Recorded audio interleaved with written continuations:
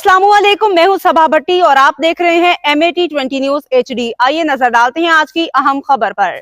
तोबा टेक सिंह से खबर शामिल करते हैं हमारे चीफ रिपोर्टर गुलाम मुस्तफ़ा मुगल की रिपोर्ट के मुताबिक थाना रजाना पुलिस को 15 पर इतला मसूल हुई कि 3 कस नामालूम मुलजमान असला के जोर पर नकदी और परस जिसमें कॉलर का असल शनाख्ती कार्ड भी था लूट कर फरार हो गए हैं।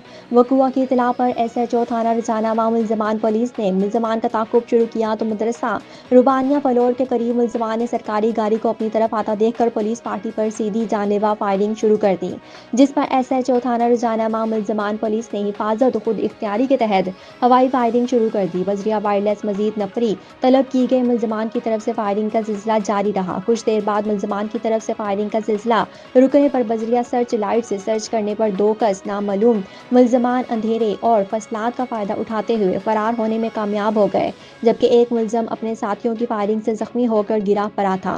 जख्मी होने वाले मुलजिम ने शनाख्त शुएब तारिक वल्द तारिक महमूद सख्ता 255 गाफे के नाम से हुई, जो कि साबका रिकॉर्ड याफ्ता था, जबकि फरार होने वाले नामालूम मुलजमान की तलाश जारी है।